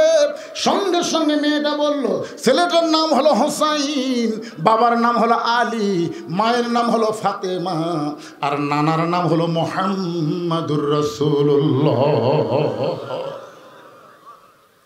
সঙ্গে সঙ্গে ওমর ফারুক বসে পড়ছে, বসে মাটি ধার দিয়ে বলতেছে, মা এমন একটা ছেলের নাম তুমি কইলা, আমার আব্দুল্লাহ ভিতরে থাকাতে ওর কথা আমার মনেই নাই। মেয়েটা বলতেছে, এখন আপনি বলেন এই দুইটার মধ্যে কোনটা ভালো, আব্দুল্লাহ ভালো না হোসাইন ভালো? ওমর ফারুকের মনে পড়ে গেল জোহরের নামাজ। কোন নামাজ? আল্লাহ রাসূল প্রথম রাকাতের শেষদার যে 3 বার সুবহান রাব্বিল আলা বলে সেজদা থেকে মাথা তুলছে, পরে যেই মাত্র সেজদা দিচ্ছে আর সেজদা থেকে মাথা ওঠে না। প্রত্যেকটা সাহাবী 100 বার সুবহান রাব্বিল আলা কয়, কিন্তু নবী সেজদা থেকে মাথা তোলে না। উমরের চিন্তা হলো, কে রে, নবী কি সেজদার যে অসুস্থ হলো নাকি? মাথা তুলবার চায়, কিন্তু আতিউল্লাহ ও আতিউর রাসূলের কারণে মাথা তুলবার পারে না। অনেক সময় পরে নবী সেজদা থেকে মাথা তুললেন, 2 রাকাত 3 রাকাত 4 রাকাত নামাজ পড়ে নবী যখন সালাম ফিরালেন, ওমর ফারুক বলে, ইয়া রাসূলুল্লাহ আমার বেয়াদবি নেবেন না। প্রথম রাকাতে 3 বার সুবহান রাব্বিল আলা ঠিকই আছে, কিন্তু দ্বিতীয় রাকাতে দ্বিতীয় সেজদায় এত লম্বা সেজদা দিলেন, কারণ কি? আল্লাহ রাসূল বলে, এই সাহাবীরা তোমরা কি দেখোনি? আসলে কে দেখবে, সেজদা থাকলে দেখা যায়? এই তোমাকে ফাঁকের মধ্যে দিয়া কোন সময় যে হোসাইন এসে আমার পিঠের উপর বসলো, আমি সেজদা থেকে মাথা তুলবার চাই, কিন্তু মাথা তুলবার গেলে তো হবে না, ওকে আমার পিঠের উপর থেকে নামাতে হবে। আমি সেজদা থেকে তখন পিঠ থেকে নামাবার চাই, নামাজের মালিক আল্লাহ বলে, হাবিব যতক্ষণ হোসেন আপনার পিঠে বসে থাকবে আপনি হোসেনকে নামাবেন না। আজকে শুনে নেন, আপনি যেমন হোসেনকে ভালোবাসেন আমি আল্লাহ তেমন ভালোবাসি। আপনারা বলেন তো, আল্লাহ হোসেনকে ভালোবাসার কারণ কি? আপনি জানেন, যেদিন কারবালার প্রান্তে হোসাইন 72 জনকে রওনা দিল, সেদিন উমর ফারুকের ছেলে আব্দুল্লাহ হোসেনের কাছে গিয়ে বলল, হোসাইন ভাই খামাকা গোয়ার কি করে কি হবে? এই সামান্য কয়জন নিয়ে যাচ্ছ, কুফার লোকেরা যদি তোমার সাথে বেঈমানি করে আর ইয়াজিদের লোকেরা তোমাকে যদি হত্যা করে। সঙ্গে সঙ্গে হোসেন বলেন, আব্দুল্লাহ রে, তোর বাবা ইচ্ছা করলে তোকে খলিফা বানাবার পারতো, কিন্তু তুই আব্দুল্লাহরে খলিফা না বানায়া উসমানকে খলিফা হওয়ার সুযোগ কেন দিল? উসমান গনি তার সন্তানকে খলিফা বানাবার পারতো, কিন্তু তার সন্তানকে খলিফা না বানায়া আমার বাবাকে খলিফা হওয়ার সুযোগ কেন দিল? এই আব্দুল্লাহ, তুই যে আমারে বলতেছিস খামাখা গোয়ার কি করতেছি? আমার বাবা দুনিয়া থেকে বিদায় নেওয়ার পরে আমার হাসান ভাইকে খলিফা দিবার পারত, কিন্তু না দিল। আমিরে মাবিয়া খলিফা হলো, কিন্তু আমিরে মাবিয়া আবু বকর, উমর, উসমান, আলীর পথ না ধরে নিজের সন্তান ইয়াজিদকে খলিফা বানালো। নবীর ইসলামকে জলাঞ্জলি দেওয়া যাবে না, দরকার হলে জীবন দেব, বাতিলের সঙ্গে হোসেন আপোষ করবে না। বলে কোন ঠিক কিনা? আপোষ করছে? করছে, জীবন দিছে।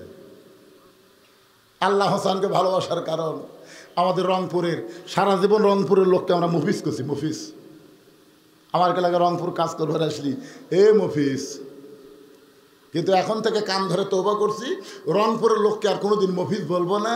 কারণ রংপুরের আবু সাইদ সর্বপ্রথম বাতিলের বিরুদ্ধে জীবন দিয়েছে। ধরে কোন কথা ঠিক কি? মার মার। আপনার ওই ভিডিও দেখছেন, এর কথা কোন দেখছেন? আপনার বলেন তো, আবু সাইদকে প্রথম যখন গুলি করলো, আবু সাইদ কি মাটিতে বসেছে? দেখছেন?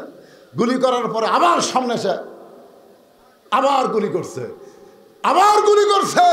এরপর আবু সাইদ কিন্তু পিছন থেকে দৌড় দেয়নি, ওখানে বসেও নি, আবার সামনে যখন দাঁড়ায় থাকে আবার গুলি করছে। তখন এক ভাই দৌড়ে এসে চিন্তা করতেছে এত গুলি করে, তারপরে ছেলেটা মাটিতেও বসে না, চিৎকারও দেয় না, কান্নাকাটিও করে না। এক ভাই দৌড়ে এসে যখন ওর হাতটা ধরছে তখনই কিন্তু মাটিতে ঝুলে পড়ছে। জোরে কোন কথা ঠিক? এই দৃশ্য দেখার পরে বাংলাদেশের প্রত্যেকটা যুবকের রক্তের মধ্যে আগুন ধরে গেছে, রক্তের মধ্যে আগুন ধরে গেছে যে বাতিলের গুলি ইমানদারের কোনো ক্ষতি করতে পারে না, বরং ইমানের পাওয়ার আরো বাড়ায় দেয়। জোরে কোন কথা ঠিক? আপনি কি মনে করছেন আবু সাইদ মরিছে? আমার গ্রাম সম্পর্কে আসাদু ভাই আমার মোবাইল করে বলল, হুজুর আমার একটা ছেলে হয়েছে, আমি নাম রাখতে চাই, আপনি একটা ভালো নাম কন। আমি চিন্তা করলাম এই মুহূর্তে বাংলাদেশের সবচেয়ে ভালো নাম হলো আবু সাইদ। হাসিনা পড়ে গেছে আবু সাইদের জীবন দেওয়ার কারণে। জোরে করে কথা কন না কেন? তা আমি আমার ওই ভাইরে কইলাম, ভাই একটা ভালো নামের খোঁজ আমার কাছে আছে, তুমি যদি পছন্দ করো রাখতে চাও তাহলে আমি নামটা বলবো। কেন আপনি হুজুর মানুষ বলেন। আমি বললাম ছেলেটার নাম রাখো আবু সাইদ। আমার ভাই বলতেছে আলহামদুলিল্লাহ হুজুর, আবু সাইদের কথা মনেই নাই। মনে তো থাকবি না, এখন তার নাম তো বেটার নাম আবু সাইদ হলে সবসময় মনে থাকবে। জোরে কোন কথা ঠিক? ছেলেটার নাম রাখছে আবু সাইদ। কিছুদিন পর আমার খালা, ওনার মেয়ের একটা মেয়ে হয়েছে, আমার এই খালা মোবাইল করে বললো, বাদান যত আমরা সন্তানের নাম রাখি তোমার কাছ থেকে শুনি, আমার মেয়েটার একটা মেয়ে হয়েছে, আমার নাতনি হয়েছে, নাতনিটার নাম কি রাখবো? তাই আমি বললাম খালা একটা ভালো নামের খোঁজ আমার কাছে আছে। বলে কি নাম বাবা? আমি বললাম হাসিনা। হাসিনা? খালাই তুমি কেমন আলেন, একটা জালেমের কথা কো। ওরে বাবা রে, হাসিনা নাম তোর কথা শুনে তা খেপে গেছে ভাই। আমি তখন মনে করলাম বাংলাদেশের মানুষ যদি সজাগ থাকে 100 বছরে কোন মেয়ের নাম হাসিনা রাখবে না। ধরে কোন কথা ঠিক না? এখান থেকে কি বুঝলে? আল্লাহ রাস্তায় যারা জীবন দেয় তারা মরে, আর জালেমেরা বাঁচা থাকলেও বাঁচে। হ্যাঁ, আপনারা কি মন খারাপ করতেছেন?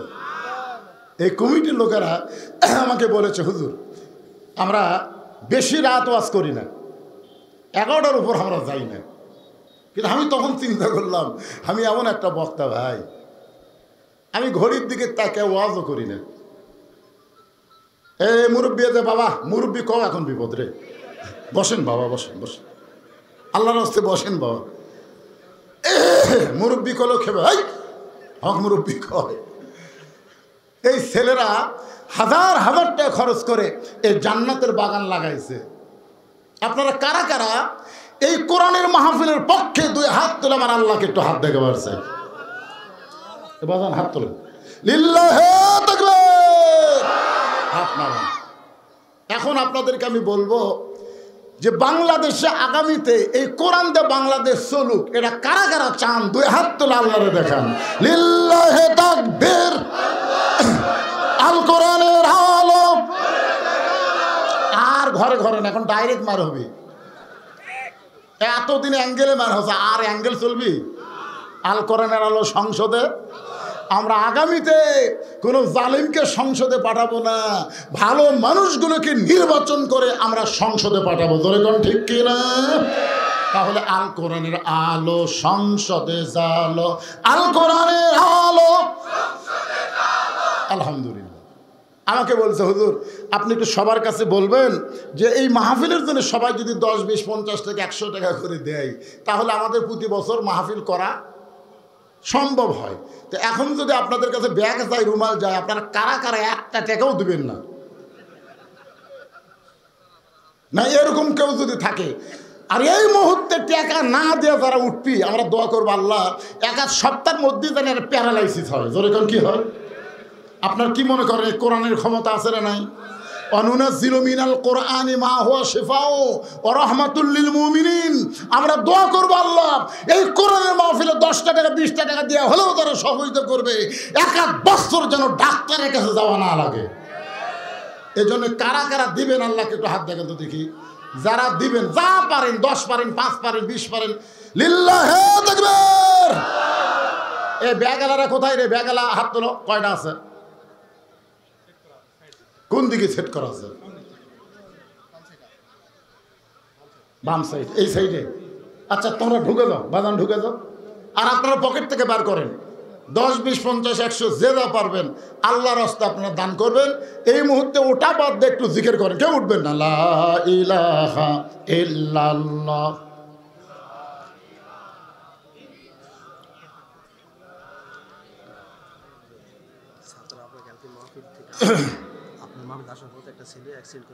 আরে আমি ছাত্রা মাহফিল করলাম, সে মাহফিল শুনে আসার সময় অ্যাক্সিডেন্ট করে একটা ছেলে মারা গেছে। আপনারা যে মোটর সাইকেল নিয়ে যাচ্ছেন, মশান মারতেছেন, পার্সোনাল মশান মারা চলবে না। বাড়ির থেকে আইসি, বাড়ি যাওয়ার গ্যারান্টি নেই, জোরে কোন কথা ঠিক কিনা ভাই রে? আসার সময় ছেলেটা অ্যাক্সিডেন্ট করে মারা গেছে। মহিলাদের প্যান্ডেলেও যাবে, কারা যাবে? মহিলাদের প্যান্ডেলও সেট করা আছে, আপনারা যান, মায়ের আল্লাহর রাস্তায় দান করবেন। আজকে পুরুষের চাইতে আপনাদের ওয়াজ কিন্তু তুলনামূলক বেশি হয়েছে, ধরে কোন কথা ঠিক কি না? তারপরে সময় যদি আপনারা দেন, আমার মা বোনদের জন্য ফাতেমার থেকে কিছু ওয়াজ শোনাবো।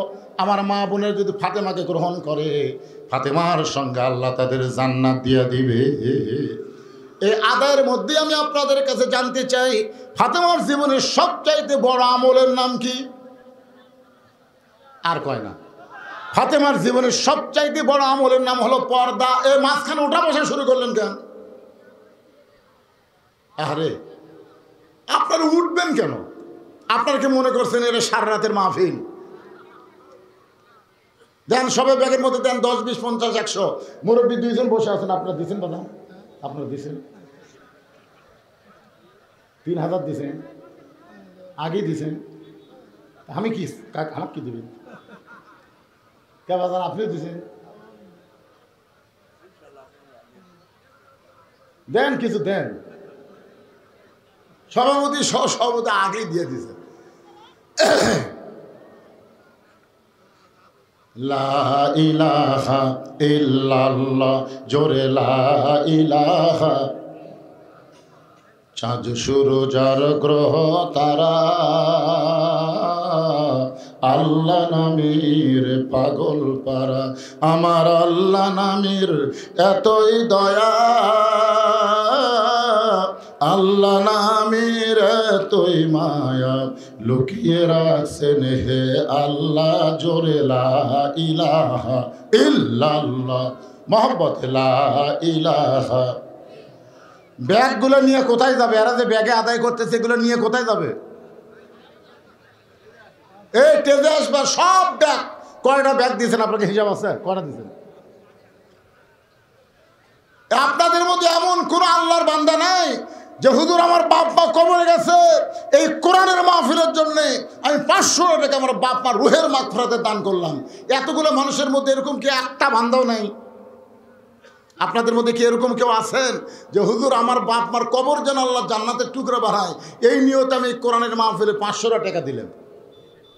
যাদের বাপ মা মারা গেছে একটাবার চিন্তা করে দেখেন তো, আপনিও মারা যাবেন ভাই। বাপ মার জন্য আপনি দোয়া করবেন, আপনার ছেলেরাও আপনার জান্নাতের জন্য দোয়া করবে। আপনি যদি না করেন, খালি খালি তো আর কাম হবে না। এই জন্যে আপনাদের মধ্যে কোনো একজন আল্লাহর বান্দা যদি থাকে, আমি দোয়া করে দেবো আল্লাহ আবু বকর রাদিয়াল্লাহর সঙ্গে যেন আল্লাহ তাকে জান্নাত দেয়। 500 টাকা দেবেন। মাশাআল্লাহ, একজন আল্লাহর বান্দা হয়ে গেছে। লিল্লাহে তাকবীর। ওই যে পিছনে আরেকজন, আসো বাবা, আসো আসো আসো। কত আছে? বাপ মার রুহের মাগফিরাতে আমার ভাইজান 500 টাকা দান করেছে। আল্লাহ দানকে কবুল করেন। আল্লাহ নেক নিয়ত নেক আশা পুরা করেন। আল্লাহুম্মা আমিন। আল্লাহ আরেকজন তোমার বান্দা বাপ মার কথা মনে করে 500 টাকা দান করেছে। আল্লাহ বাপ মার কবরকে জান্নাতের টুকরা বানায় দেন। মা কান্দে, বাবা কান্দে, কবরেতে শুয়া দেখলি না রে দরদের ব্যথা একবারও আসিয়া। কত টাকা কত হালে কত দিকে চলে যায়। আর বাপ মার কথা শোনার পরে মনটা যদি না গলে, কি বলবো প্রসবের কথা, মা বিনে সেই ব্যথা কেউ তো বুঝিবে না। মাজন ঠেকিয়া সন্তানের দায়, অকালে মা মারা যায়, কেন সে মায়ের ভক্তি করো না। এমন দরদি ভবে কেউ হবে না আমার মা গো। ভালোই চলতেছিল, টাকা চাওয়ার কারণে অনেকে উঠে গেল। আপনারা বলেন তো, সবার টাকা কি ভালো কাজে খরচ হয়? কথা বলেন, হয়? এই যারা বসে আছেন, আপনি একটু সামনে আসেন তো ভাই। গেছে গেছে যার যেরকম। কারণ আমরা অনেক বড় ধানের ঠিপ দেখি, দেখি না? আপনারা কি কন, ধানের পালা কন না ঠিপ কন? সব ধান এক জায়গায় নিয়ে যে জল ঘরে সবাই বলে অনেক ধান, অনেক ধান। একজন বলতে সব ধান না রে, এর মধ্যে পাতানো আছে, চিটাও আছে। চিটা পাতান কেমনে বুঝবো? হিয়া বড় একটা ফ্যান নিয়ে আসে চালু কর, ফ্যানটা চালু করছে, এরকম ধান যখন তোলে তখন চিটা পাতানকে ঠিপের মধ্যে থাকে না, উড়ে যায়, উড়ে যায়। এখানে চিটা পাতান মার্কা যারা আদায়ের কথা শুনে উড়ে গেছে, তার মানে বোঝা গেল এরা খালি শুনবার আর আবু জেহেলের মতন, আবু বক্করের মতন গ্রহণ করতে চায়নি। যাবেন কেন? আমার আলোচনা কি শেষ? আজকের শেষটা কি? আর দও মুখলিবাত। আপনি জানেন আগামীকাল পর্যন্ত বাঁচার গ্যারান্টি নাও থাকতে পারে। আজকের মাহফিল জীবনের শেষ মাহফিল হতে পারে, আজকের মোনাজাত জীবনের শেষ মোনাজাত হতে পারে। জোরে কোন ঠিক কিনা? যাবেন কেন? এইটুকু ধৈর্য যদি আপনাদের না থাকে তাহলে এত বড় মাহফিল এরা কেমনে করবে? এই ব্যাগগুলো সব টেজে নিয়ে আসো। এখন আসেনি, একটা ব্যাগও আসেনি। কেন আদায় করে ব্যাগ কোন দিয়ে গেল রে? হ্যাঁ, ব্যাগ কুটি যাবি? আচ্ছা, সেটা বলবেন তো আমাকে, আমি তো তাকায় আছি, ব্যাগ আসে না। যাই হোক, মাহফিলের সেক্রেটারি ওটা নিয়ন্ত্রণ করতেছে, অসুবিধা নেই, জাগা মতো গেলি হলো। আর একজন আল্লাহর বান্দা 500 টাকা কোরআনের জন্য দান করছে। আল্লাহ দানকে কবুল করে বাপ মার কবরকে জান্নাতের টুকরা বানায় দেন। জোরে কর আমিন। আমি 2 জন সভাপতি সহসভাপতিকে বললাম, ওরা বলতেছে হুজুর আমরা আগেই দিছি। তারপর আমার ভাইজান আবার কোরআনের জন্য 500 টাকা দিছে। ও ভাইয়ের পকেটে টাকাই নেই, নাই টাকা থাকলে তো ডাক্তার খাবি রে পাগলা। ও আনেননি? ও আচ্ছা, ঠিক আছে।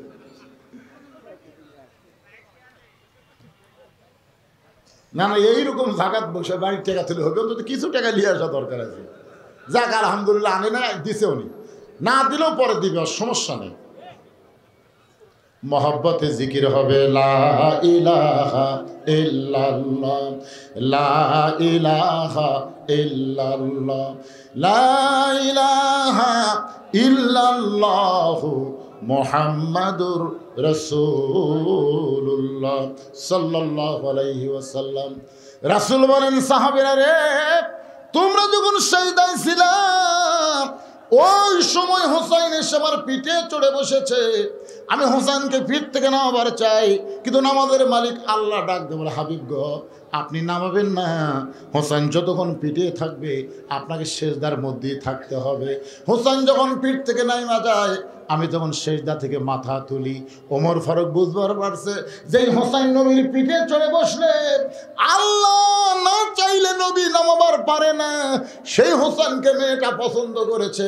আমার আব্দুল্লাহর কাছে হোসাইনকে রাখা যাবে না, হোসাইনের কাছে আব্দুল্লাহ থাকতে পারবে না। পারবে? জুমার দিন সব মুসল্লি মসজিদের মধ্যে, আর আব্দুল্লাহ আর হোসাইন খেলাধুলা করতেছে। আব্দুল্লাহ আর হোসেন খেলাধুলা করতেছে। হোসেনের হাতে একটা কলম ছিল। যেরকম কি ছিল? কলমটা ফেলে দেখে আব্দুল্লাহ কলমটা দিত। আব্দুল্লাহ কলম এনে হোসেনকে দেয়, আবার ফেলে দেয়। আব্দুল্লাহ কলমটা আমাকে দে। আব্দুল্লাহ দৌড়ে গিয়ে কলম এনে হোসেনকে দেয়, আবার ফেলে দেয়। হোসেন বলতেছে আব্দুল্লাহ কলমটা দে, বারবার তুই কলম ফেলে দেস, আর আমি তো কলম দেবো, আমি কি তোর চাকর নাকি? দুইজনই কিন্তু বন্ধু।